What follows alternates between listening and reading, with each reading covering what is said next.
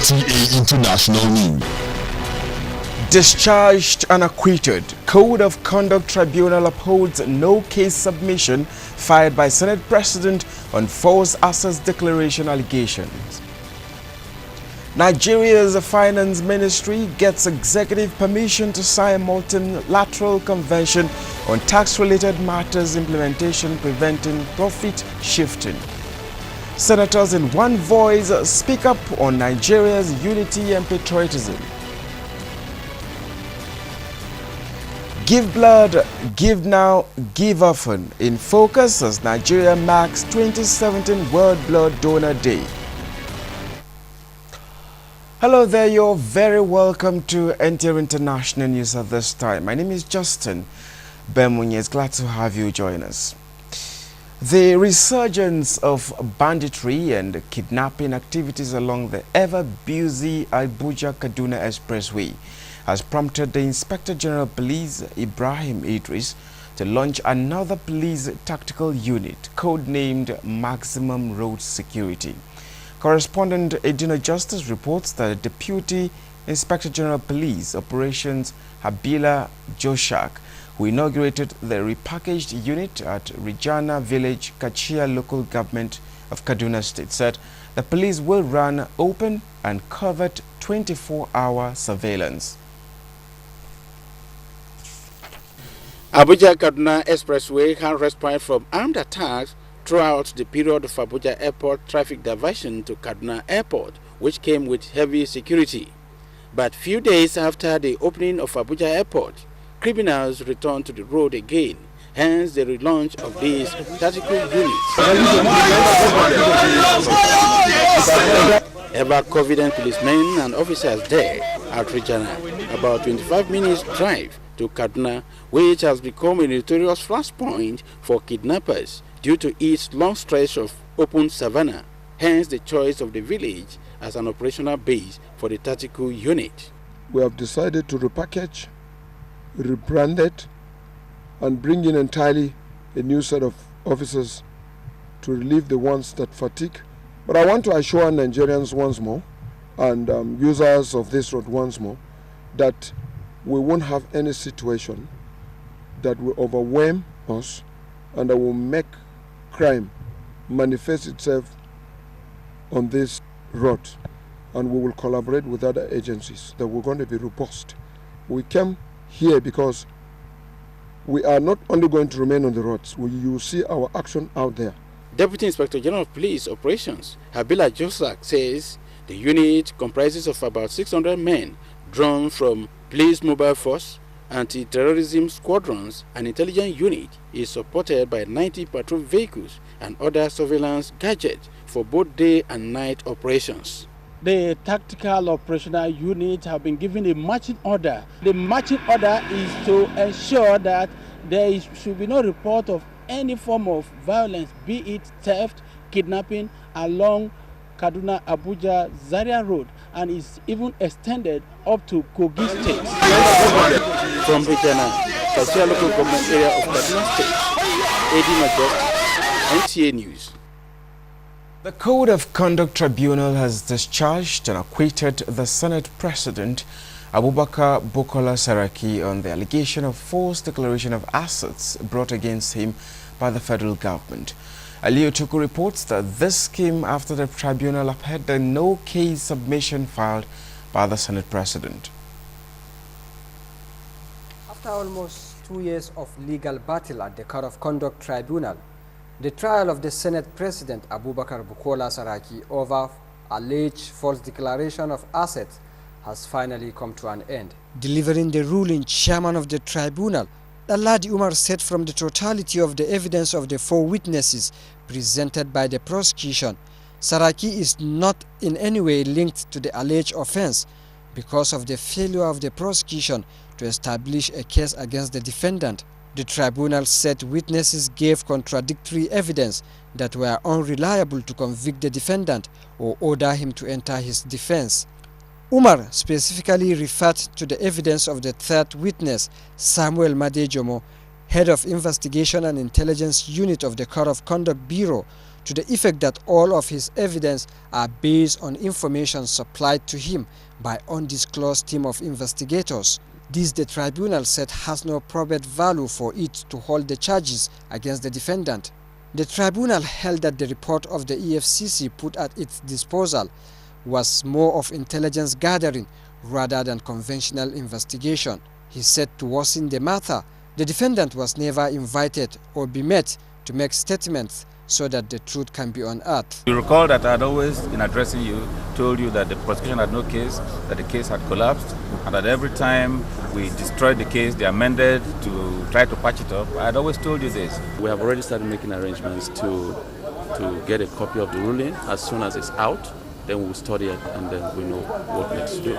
Consenting to the lead judgment, the second member of the tribunal, Williams Atedze, said a careful perusal of the 4 witnesses and the 48 exhibits tendered by the prosecution showed grave defectiveness, as no prima facie case was established against the defendant to sustain the charge. Williams Atedze said the testimony of Samuel Madejomo and affidavit evidence were based on mere says, which contradicts Section 37, 38 and 126 of the Evidence Act. In Abuja, Aliu Tukur, NTAi News. The Federal Ministry of Finance has received the go-ahead from the Federal Executive Council to sign a multilateral convention on the implementation of tax-related matters, preventing base erosion and profit shifting. This is in line with the Buhari administration's focus on improving revenue generation and mobilization, as well as prevention of tax evasion by international organizations. State House correspondent Jide Onifade has details of these and other deliberations at the Federal Executive Council meeting in Abuja. These conventions, as explained by Finance Minister Kemi Adeosun, would allow Nigeria to renegotiate or opt out of unfavorable treaty previously entered into. So the benefits are the convention will swiftly modify existing bilateral tax treaties to implement tax treaty related matters in a cost-efficient manner instead of individual negotiation and amendment of the treaties. It will incorporate into existing tax treaties provisions that will prevent the granting of tax treaty benefit in inappropriate circumstances, and then it will address tax treaty abuse, promote tax transparency, and drastically curtail illicit financial flows, and ultimately it will increase the tax revenue of the government. Minister of Transportation Rotimi Amechi says the council equally approved about 500 million naira for the completion of Barrow River Port in Niger State. Major contracts that will assist us in the completion, which is about the purchase of forklifts. We hope that in the next 4 to 6 months we should be able to complete the Barrow River Port. And I think the Minister of Works was also directed to look at the issue of the route that leads to Barrow River Port, while on one side we'll look at the revival of the narrow gauge to Barrow River Port. The Ministry of Power Works and Housing presented 2 memoranda to the Council for approval, as explained by the Minister, Babatunde Fashola. The first being the approval to the Kwara State Government to undertake the construction of the Karamakishi Road. The other is for the Afam Power Plant.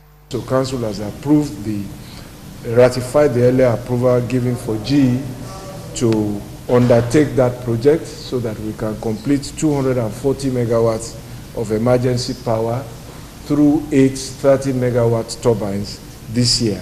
Council also approved the contract for the construction and rehabilitation really of the substation to enable the evacuation of the power. Just to assure Nigerians that the federal government is on top of the matter. Minister of Information Lai Mohammed reiterated the acting president's warning that the federal government would frown against anyone making statements that could undermine the peace and security of the nation. On the sideline, Kogi State Governor Yahaya Bello stresses the need for parental care to prevent their wards from venturing into criminality. In the State House, Jide Onifade, NTAi News. And from the National Assembly, the Senate has called on Nigerians to work towards one Nigeria with a common national identity and destiny. This followed a motion sponsored by Senate leader Ahmed Lawan and co-sponsored by the entire senators. The Senate leader cautioned against the preaching and supporting of primordial affiliation. While contributing, senators commended the spirit of patriotism and nationalism exhibited by most Nigerians in support of the country's journey to nationhood. That the greatest challenge facing Nigeria today is the threat to national unity as centrifugal forces, calls for self-determination, ethnicity and religious intolerance have enveloped national consciousness. Meanwhile, the House of Representatives has commenced the amendment of the Nigerian Maritime Operations Coordinating Board Act of 2004. The amendment bill, sponsored by Representative Abiante Awaji Imobek Dangomi and 38 others, seek to provide adequate funding for the maritime sector. Ignatius Nkwa spoke with the sponsor of the bill. The bill for the amendment of the maritime law, sponsored by Representative Abiante Awaji Inombek Dagomie from Rivers State, is strategic to the strengthening of the maritime sector. So everything that needs to be done to ensure that the freight volume increases and that the freight charges are also reduced should be encouraged. This bill also seeks to provide funding for the maritime security. In favor of the motion, say aye. Those against it, say nay. Ayes have it. The House, through another motion, is to investigate the activities of Abuja Investment Company over alleged non-remittance of over 2 billion naira revenue to the Federal Capital Territory as moved by Representatives Ndukwe Nkole from Abia State and Shehu Aliu Musa from Bauchi State. And we cannot be talking about recession. We are looking at $100 million and about $2 billion just being carted away from the information available. It also resolved to investigate the modalities for the implementation of the federal government social investment program to ensure that all states benefit from the ongoing program. This followed a motion moved by Representative Bode Ayorinde from Ondo State.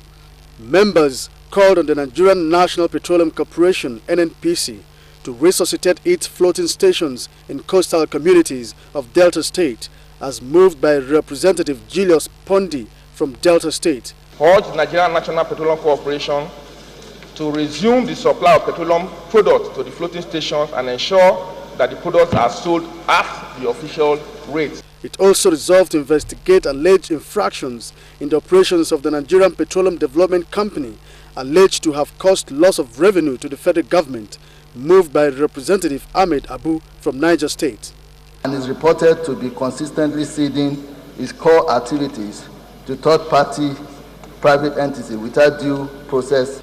The motion by Representative Obinna Chidoka from Anambra State for the House to investigate the abandonment of Onitsha Inland Port was also adopted.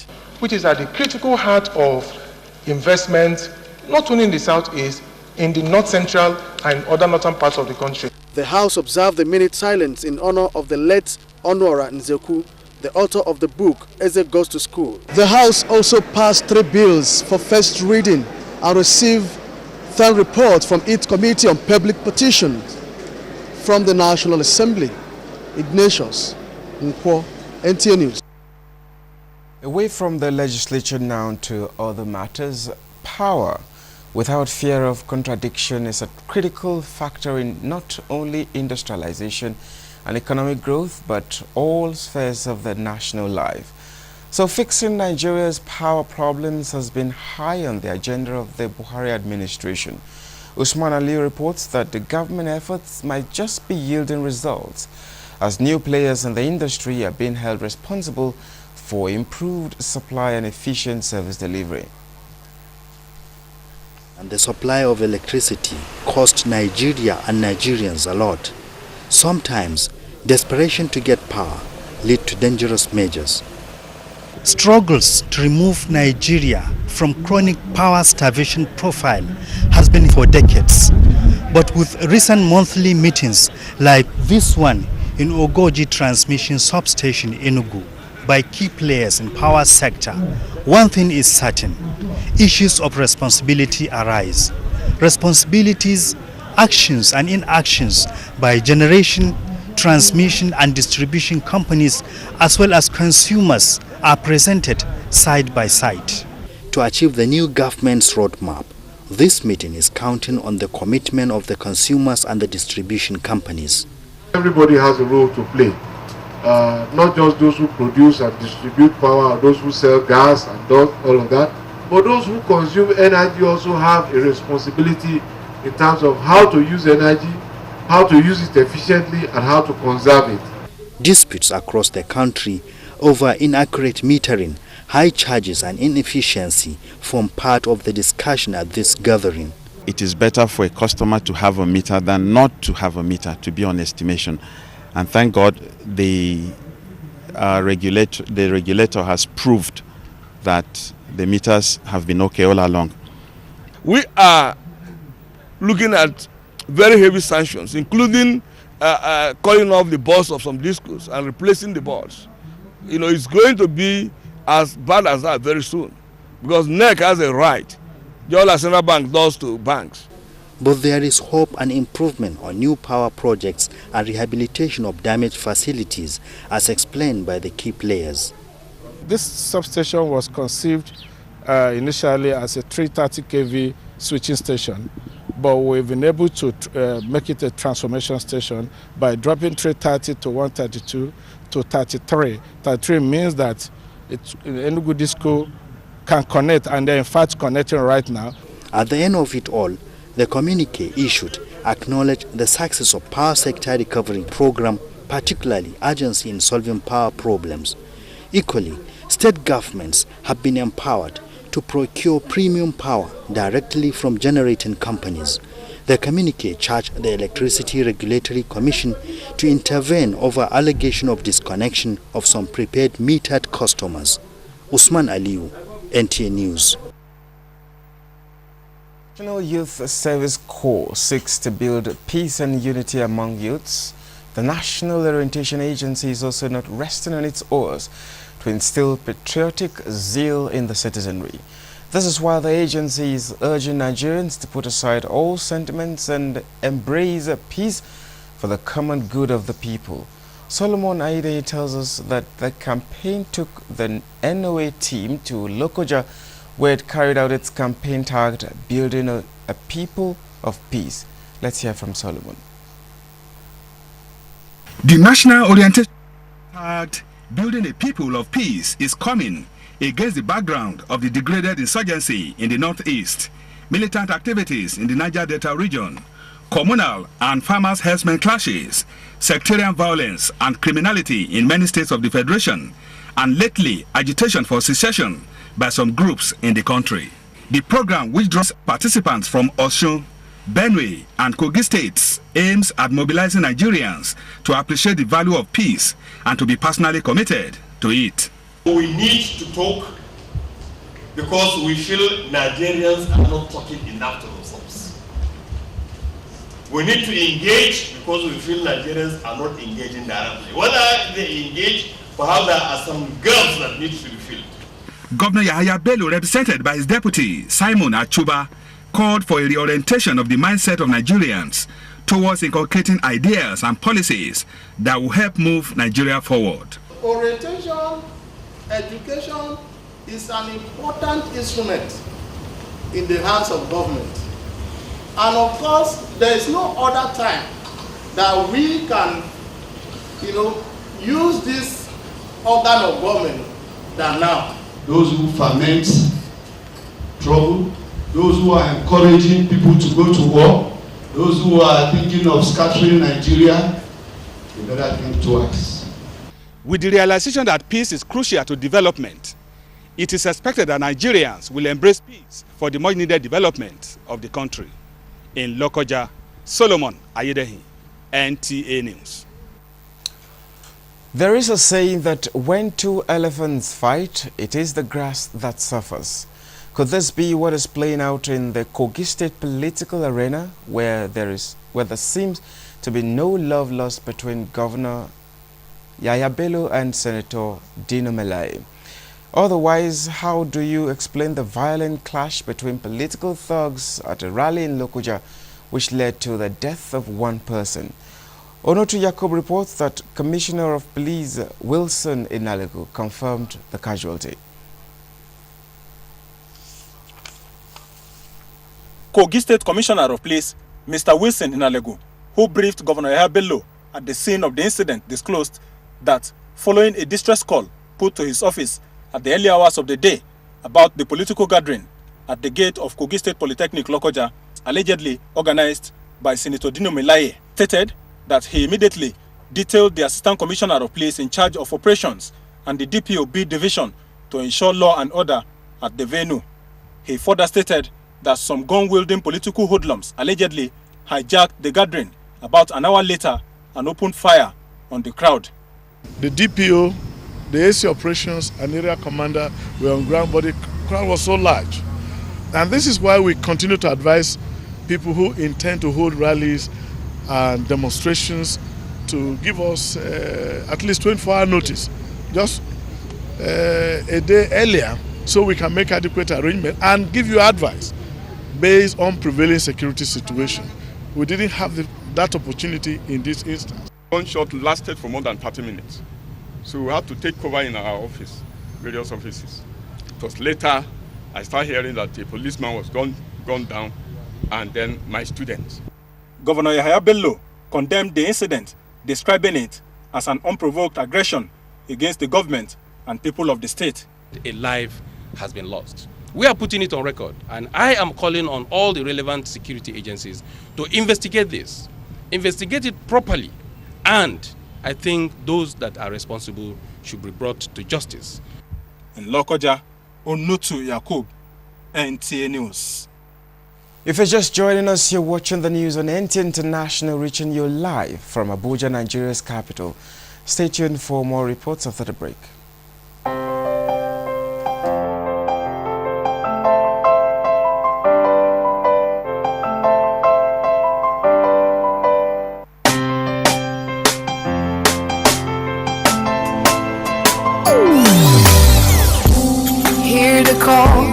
Call of change, stand up, Nigeria. Change is here and it's going to stay. Change begins with you. Oh yeah, make we go. Go to so let it change begin from within. Look at you, Ogeruola. Change begins with you and me. Change begins with me. Change begins with me. Change begins with me.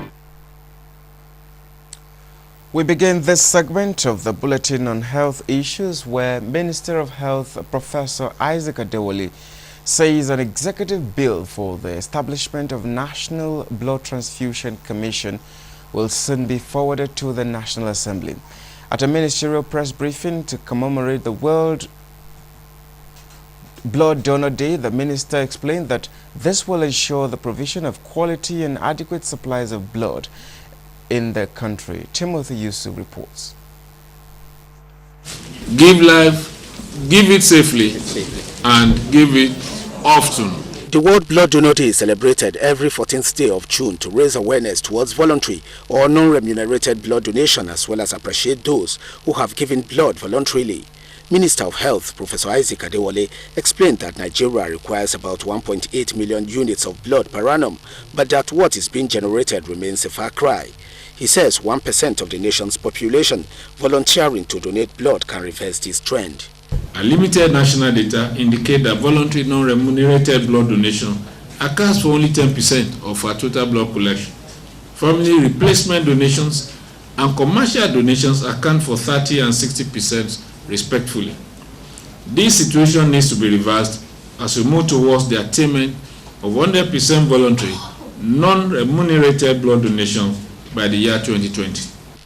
coordinator of the National Blood Transfusion Services, Dr. Oluwatoyin Smith, called on Nigerians to voluntarily donate blood in order to save victims of road traffic crashes, building collapse and complications associated with childbirth, among others.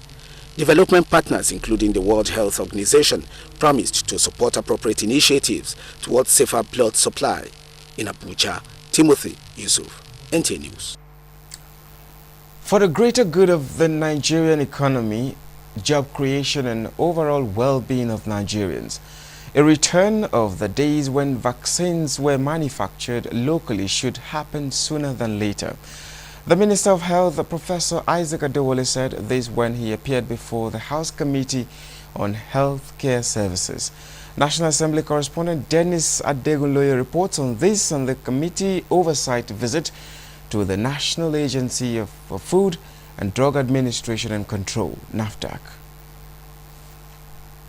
The House Committee on Healthcare Services, chaired by Representative Chike Okafor, wanted clarification on the present status of the local vaccine production joint venture with May and Baker PLC. The minister emphasized that as far back as 1940, Nigeria was producing and exporting vaccines to Cameroon, the Central African Republic and other countries, including vaccines against yellow fever, smallpox and rabies. Nigeria, in 2 years alone, will require about $166 million to produce vaccines, import vaccines. And $166 million is about 120 billion naira, which is about 2.5 times the entire budget of the Federal Ministry of Health. Where will it come from? In other words, all we are doing is to support the economy of other countries. The committee will engage officials of May and Baker PLC for further input into the joint venture within 1 week. The committee has also visited the National Agency for Food and Drugs Administration and Control, NAFDAC. Acting Director General Yetunde Oni presented figures with a performance for capital projects at 88.6% despite 9.2 million naira released out of a proposal of over 3.5 billion naira. 2 projects in the process of execution include the construction of laboratories, warehouses and training schools, while 30 billion naira worth of counterfeit drugs have been destroyed. She highlighted challenges to include insecure working environments, sophisticated copying technologies by counterfeiters, and false declaration by importers. Members were concerned about current agreements with China. We have so many substandard drugs coming in from China, and they are certified by NAFDAC. The level of fake products from China has dropped a great deal. What such consultants do for us is to first do the first line of check in terms of analysis. On the suspension by the Nigerian Ports Authority of NAFDAC from the nation's ports, Chairman of the committee was emphatic on the issue. Portends danger for our country and the health of Nigeria. So we are going to work with the different committees of the House and also with the labor ministries to ensure that that suspension or withdrawal is rescinded. A public hearing on matters raised will hold next week. In Abuja, Dennis Adegunloye, NTAi News. Old age will come to everyone. That is if the Almighty so blesses one. It is therefore only right that those that are already there will invest in our future by caring for them. This is what the National Human Rights Commission and other related agencies as well as NGOs are encouraging Nigerians to do. Acting Executive Secretary of the Commission, Mrs. Oti Ovrawa, and the David Omokaro Foundation met in Abuja over the issue, as Kunle Adeye reports. The recent trend where aged persons are isolated among other unfriendly vices was condemned with a renewed quest to ensure protection of rights of old persons. Acting Executive Secretary of the National Human Rights Commission says protection of rights of all regardless of age is the Commission's statutory function. She calls on the society to rise up and begin to treat the aged with dignity. The work of the National Human Rights Commission is promotion, protection, enforcement of human rights, and the elderly in the society are also Nigerians. Dr. Omokaro advocates proper implementation of the Sustainable Development Goals, which calls for inclusion of all. The foundation wants governments and other organizations to key into this year's Elders Abuse Awareness Day as declared by the United Nations. There is no specific description of what constitutes elder abuse, and that is what we need to get down to. Beyond the commemoration of the Elders Abuse Awareness Day, the collaboration advocates continuous engagement of the old persons. In Abuja, Kunle Adeyeye. Turning to education, 8 study centers run by the National Universities Commission have been rated a little below average by Servicom in the quality of services they rendered or provided. This was the presentation of evaluation report of Servicom to the National Universities Commission. Fatima Ali reports. Scripts paid for and not delivered to the students. That blunt and truthful verdict by Servicom brings to the fore the challenges of delivering quality university education in the country. To nip this ugly trend in the bud, Servicom evaluated the quality of service rendered by 8 selected study centers across the country using Servicom Index in the areas of policy commitment, organizational effectiveness, accountability, and innovations.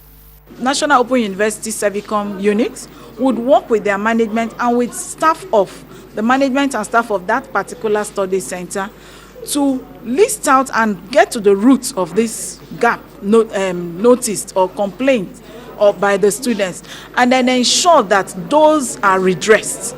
Executive Secretary, National Universities Commission, Professor Abubakar Rashid, was represented by Director Open and Distance Education. It was objective because the purpose of Servicom is to ensure good service delivery in the country, because every organization has a pact with its customers. We are not going to be defensive. We welcome the report, and it is going to help us to improve on our services. The overall objective of the evaluation is to ensure citizen-focused service delivery in MDAs by identifying gaps and making recommendations how they can be improved. In Abuja, Fatima Aliu, NTAi News. The Nigerian Air Force says it is committed to enhancing performance of its personnel through focused and result-oriented training, especially in carrying out interdiction missions in the theater of war. This was re-echoed at the induction of 10 new pilots of the Air Force training in South Africa. Defense correspondent Isaac Nkuma reports. With the insurgency came a test for the Nigerian military in tactical and guerrilla warfare, hence creating a need for adequate interdiction as well as intelligence, surveillance and reconnaissance missions. The Air Force deployed its personnel and equipment with a mandate to protect and provide air power for the ground troops. Though some accidents have been recorded, the Chief of Air Staff says it will not deter the force from carrying out its constitutional duties, backed with a drive for an aggressive skills and manpower development. To this end, 30 pilots have so far been trained in the last 6 months, with 34 still undergoing training within and outside Nigeria. This set of 10 flying officers are the latest to be winged. The crop of pilots amongst other personnel undertaking daring missions day and night in the midst of real danger are testimonies of the quality of training we are providing to our personnel in the service. As the guest of honor, the Chief of Naval Staff, Vice Admiral Ibok Iteibas, decorated the young pilots with a charge to be duty-driven, disciplined and desire to be better every day. You cannot but flow with the momentum established and stand ready for duty at all times. The 10 flying officers who were commissioned into the Nigerian Air Force in 2015 underwent a 12-month flying course in South Africa, with each having 212 flying hours during the period and will be type-rated on troops transport aircrafts. In Abuja, Isaac Nkuma, NTAi News. This is the news on NTAi International. We will be back with more news. Please don't go away.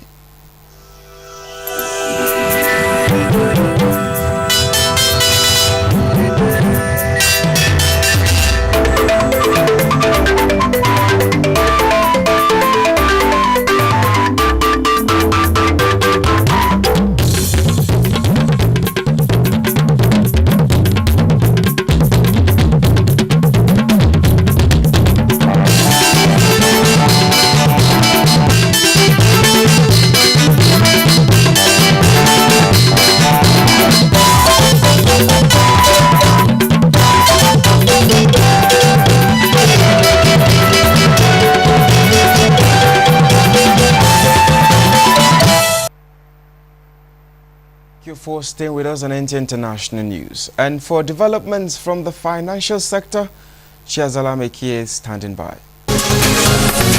A warm welcome to Business News. The Debt Management Office says Nigeria plans to sell 100 billion naira debut sovereign sukuk in the local market this month to help fund road projects. The Islamic bond with a 7-year tenure will go on sale on June 28 for 3 days. The bond will be trading on the Nigerian Stock Exchange and on the FMDQ over-the-counter platform. Benefits of sukuk includes reducing cost of financing and possibility of turning assets into securities. Meanwhile, South African business confidence plunges in the second quarter to a level not seen since the 2009 recession. This is owing to persistent weak business activity and political concerns. The Rand Merchant Bank Business Confidence Index, compiled by the Bureau for Economic Research, fell to 29 points in the second quarter. South Africa relies heavily on foreign money to cover its budget and current account deficit. And Zimbabwe has banned grain imports to protect local farmers after producing enough to meet domestic demand. Deputy Minister says the decision would make it impossible for dealers to buy the grain abroad and resell it at a higher price locally. Zimbabwe has been importing maize to meet domestic demand of 1.8 million tons since 2001. One, Zimbabwe wants to protect their local farmers. You know, when you are banning importation, it means that you have enhanced local production. So to be able to stop importation, to be able to encourage more local production and then increase patronage. This is coming just a week after First Lady Grace Mugabe said that Zimbabwe was no longer in need of humanitarian support. And a quick check on trading figures on the Nigerian stock market today.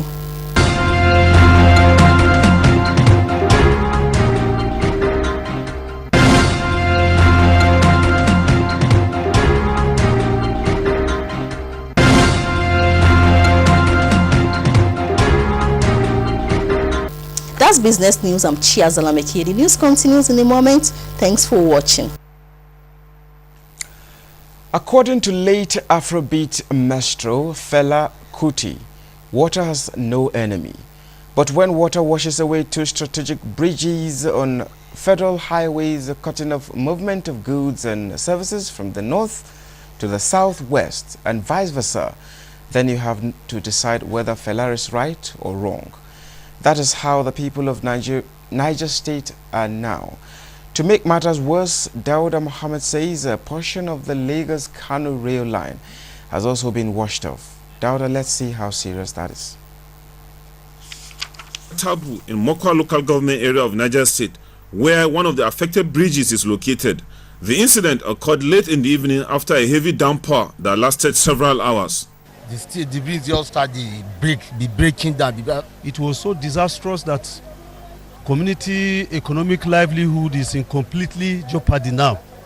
Nowhere to buy and sell now. The incident has led to the springing up of an unofficial motor park, with transporters in the area relocating next to the affected portion of the bridge to offload passengers who then cross to the other side before continuing their journey. Other residents of the village have cashed in on the situation to sell their goods. Others could be seen transferring goods from one vehicle to the other for a fee. The flood, which washed away farmlands and houses, also affected the railway track in the area. For now, emphasis has been on the road and how it has affected the livelihoods of the people living around the community. However, an equally important aspect of the transportation system that has been affected by the floods is the railway system. As you can see, the tracks have been washed away by the floods, meaning there will be no trains from Lagos coming down to the north for some time now. Yes, as you can see now, we have started to see us around. We have come to assess the situation. Officials of the Niger State government visited the area for assessment. Ours is to relay the information, to convey the information to those charged responsibility. Equally affected is a bridge around Bokani village, 15 kilometers away from Mokwa, headquarters of Mokwa local government area of Niger State, where flood waters washed away the bridge. The road users should be very careful, they should be very cautious. Anything can happen. Youth in the vicinity have, however, stepped in by laying wooden planks across the river to assist motorists in crossing. There are 2,400 kilometers of federal roads in Niger State. Dauda Mohammed, NTAi News. And in a flood-related development, it is said that to be forewarned is to be forearmed.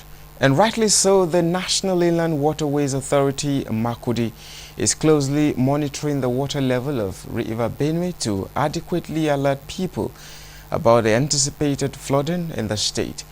Comfort Amodu reports that the development is against the backdrop of the 2017 flood prediction by the Nigeria Hydrological Agency. In 2012, many Nigerian coastal and inland cities experienced flooding which destroyed many lives and property. Benue State was one of the states that was badly hit by the flood, as it sacked several communities including Apaga, Tuutbo, Guma, Taka and Kasinalo local government areas of the state, leaving thousands of persons displaced with farmlands and houses submerged. Since then, Benue has continued to grapple with flash floods in some parts of the state, particularly at the peak of the rainy season. The Nigerian Hydrological Agency in its 2007 prediction listed Benue as one of the 21 states that will experience flooding due to rise in sea level and tidal surge, as well as flashes of flood in some states as the rain intensifies. Following this development, many residents of the state are already apprehensive for the fear of not only losing their farmlands to flood, but also their houses, as was the case during the previous flood seasons. I want the government to come over and excavate these gutters, maintain the gutters. A visit round Makudi shows that many drainages of various sizes have been constructed by the government to ease the problem of flooding. However, practices such as dumping of refuse into drainage channels, construction of structures that block waterways, as well as non-completion of some major ones earlier started to ease the problem have not helped matters. With the current prediction, the Benue State will be amongst the states that will experience flooding.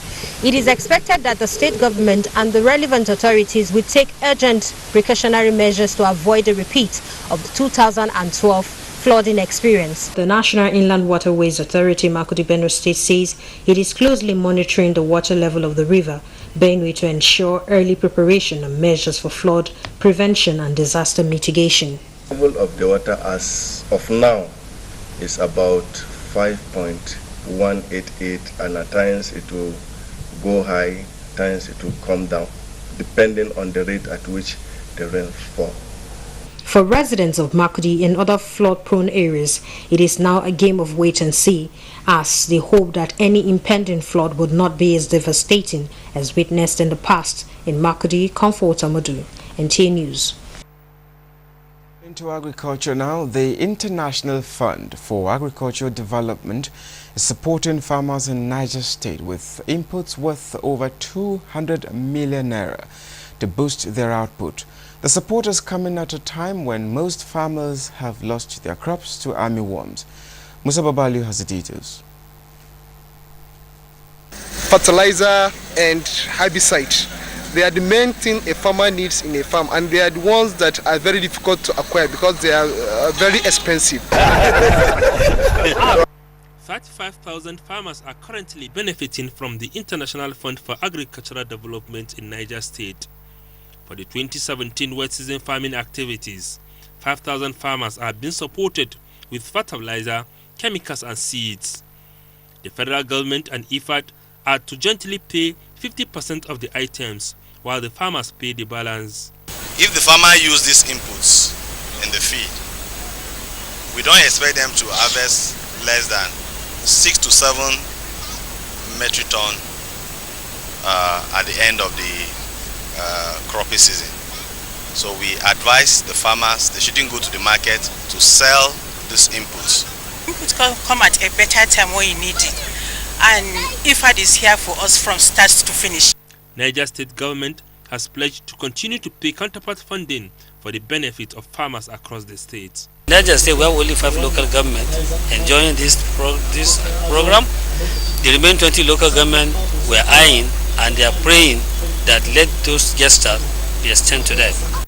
The international organization is also supporting rice production and processing in Niger State.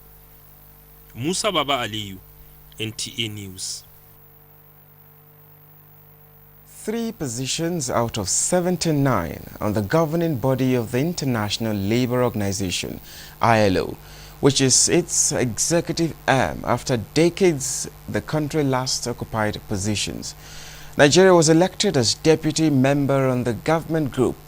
Ayuba Waba was also elected as regular member of the workers group, while Olusegun Oshinowo was elected as a deputy member for the employers group for the period 2017 to 2020. Emmanuel Ayimiro, covering the conference in Geneva, has the details. The governing body of the International Labour Organization is the executive arm and the secretariat of the organization, which meets 3 times in a year to take decisions on ILO policies and agenda of the International Labour Conference and elect the Director General of the ILO. The government group has 6 regular members and 7 slots for deputies, of which Nigeria was elected. The workers group has 14 regular, of which the NLC president Ayuba Waba was elected, while the deputies have 19 members. The employers group has 14 regular, and Olusegun Oshinowo of the Nigeria Employers Consultative Association picked 1 slot from the deputies, which has 19. Nigerian delegates spoke on the benefits. Means you are in the people who are dictating and implementing the policies of the ILO. For the next 3 years, to be able to effectively give a voice to the working class around the world on issues of occupational health and safety, on issues of migration, on issues of decent work. It is expected that now that Nigeria has 3 representatives from the tripartite body on the ILO governing board, serious consideration will be given to the implementation of ILO standards. Within the next 3 years, they will be in office. From Geneva in Switzerland, Emmanuel Ayemiro, NTAi News. Parliamentary elections in the United Kingdom produced 7 Nigerians as winners, with most of them retaining their constituencies, having secured victory in the 2015 general elections. Adebola Brookslyn Sunday in this report showcases these victors and the significance of their victory. Nigerians are known for excellence the world over. This hereditary trait is what analysts say helped these 7 Britons of Nigerian origin to be victorious in the election. They are believed to have brought honor to the most populous black nation on earth and the giant of the African continent. 5 of these 7 victors are female. They are 52 years old former shadow minister Chi Onwura. She is the Newcastle first black MP. Kate Osamo, a trade union activist. Kemi Badenoch, prior to this assembly, was a director at the Spectator's magazine.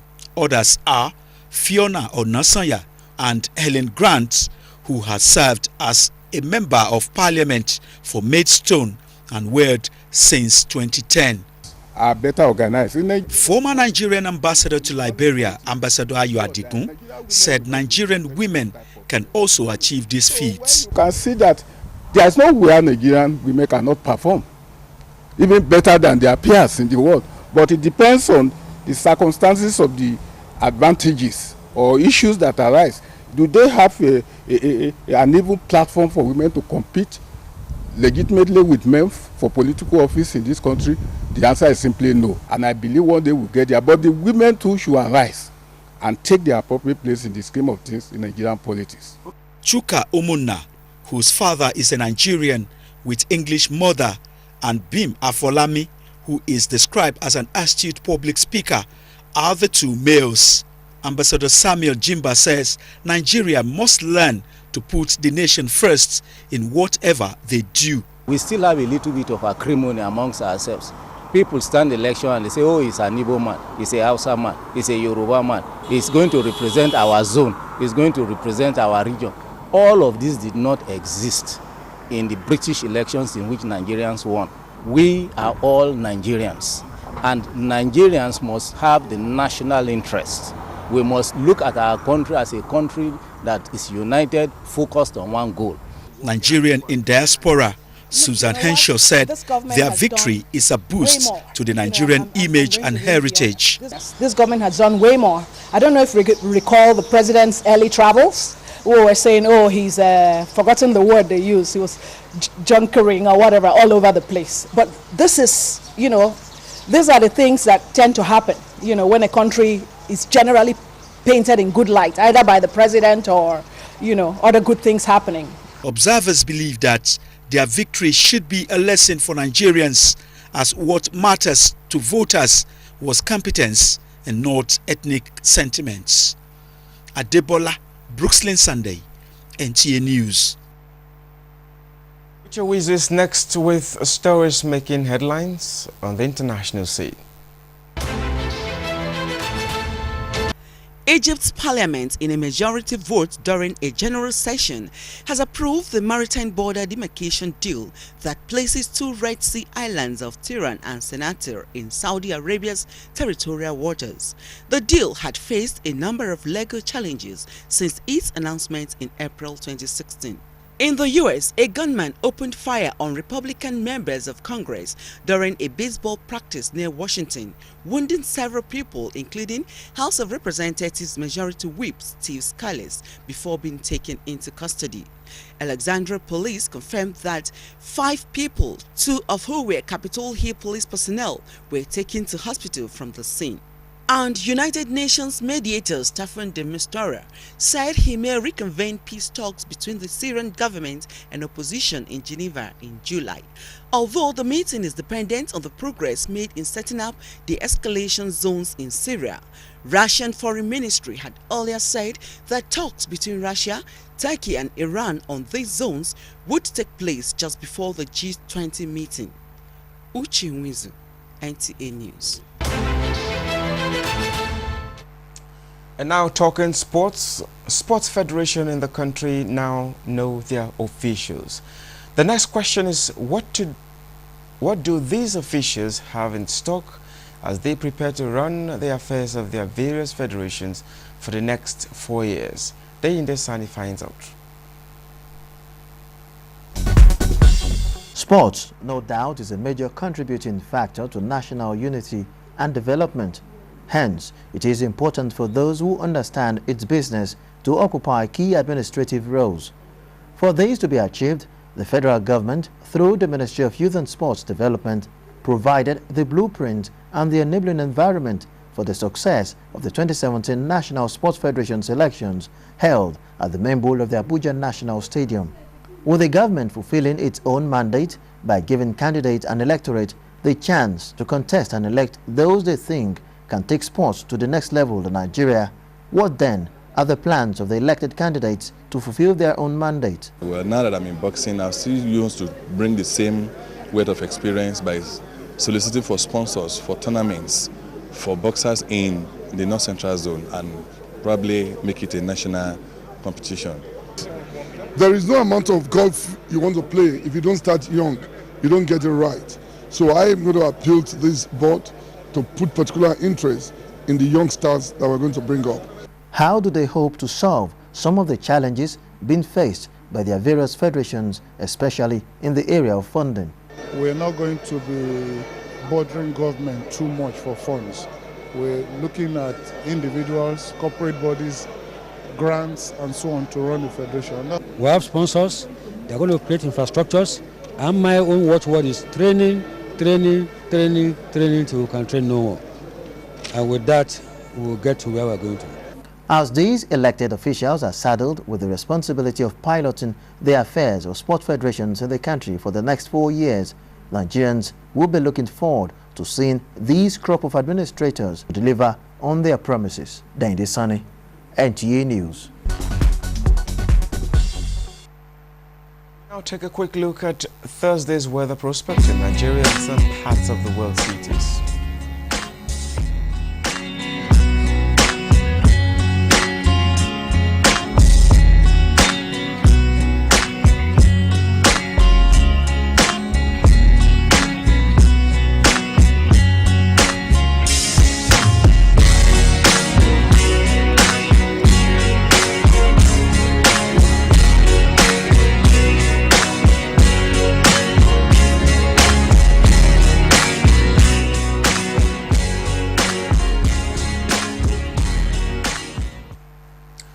And that ends the news at this time on NTAi International News. Thank you very much for your time. My name is Justin Bem Unyi.